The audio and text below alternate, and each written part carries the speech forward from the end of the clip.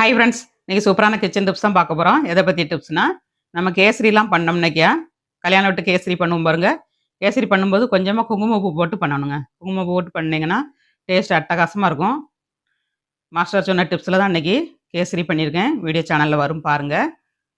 Video பிடிச்சிருந்தா like பண்ணுங்கள். ஒன்றில் அம்மா மகள் சேனலில் வரும், அல்லது அக்கனி சமையலில் வருங்க. ரெண்டுலேயும் மாற்றி மாற்றி போடுவேன். எதில் வரலைன்னா அதில் பாருங்கள், பார்த்து ட்ரை பண்ணுங்கள். வீட்டில் 2 சேனலுக்கும் சப்போர்ட் பண்ணுங்கங்க. யாருமே லைக் பண்ண மாட்டேங்கிங்க. ஒரு லைக் பண்ணிவிட்டு பாருங்கள். ரவை கேசரி பண்ணிங்கன்னா கொஞ்சமாக குங்குமப்பூ போட்டு பண்ணுங்கள். இந்த மணமும் டேஸ்ட்டும் ரொம்ப நல்லாயிருக்குங்க இந்த ரவை கேசரிக்கு வந்து. இப்போ தம் போட்டிருந்தோம், எப்படி இருக்குன்னு பார்க்கலாம். வாவ், நல்ல தம் ஆயிடுச்சுங்க. நல்லா மலர்ந்து வந்திருக்கு பாருங்கள். ரவை வந்து இந்த மாதிரி கிடைக்கணுங்க. இப்போ சுகர் ஆட் பண்ணிக்கலாம். 1 கப்பு போட்டிருக்கேன், 2 கப்பு ஆட் பண்ணியாச்சுங்க.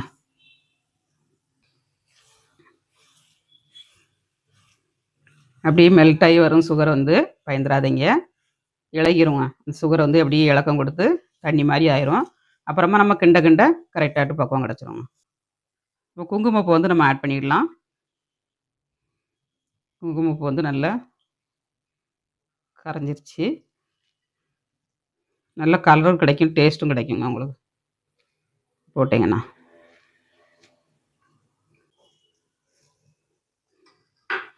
குங்குமப்பூவை கூட கொஞ்சம் போட்டிங்கன்னா உங்களுக்கு அந்த கலரே போதுமானது. ஒரு சிட்டிகை அளவு தான் போட்டிருக்கேன், ஒரு பிஞ்சு அளவு. இந்த அளவுக்கு தான் நான் எடுத்துருக்கேன், ரொம்ப எடுக்கல.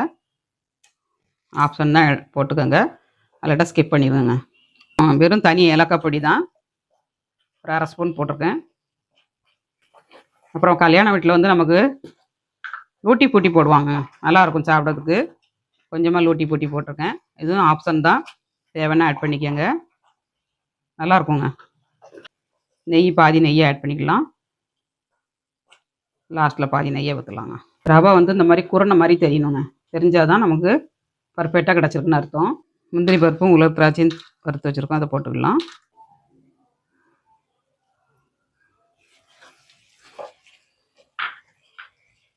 வாவ், சூப்பராக இருக்குங்க பார்க்கையிலே. கல்யாண வீடு என்னங்க, கல்யாண வீடு நம்ம வீட்டிலே ரவை கேசரி பர்ஃபெக்டாக பண்ணியாச்சுங்க.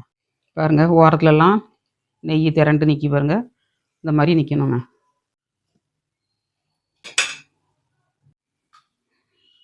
எம்மி எம்மி கேசரி ரெடி. ட்ரை பண்ணி பாருங்கள். வீடியோ பிடிச்சிருந்தா லைக் பண்ணுங்கள். நாளைக்கு இன்னொரு டிப்ஸோடு பார்க்கலாம். பாய்.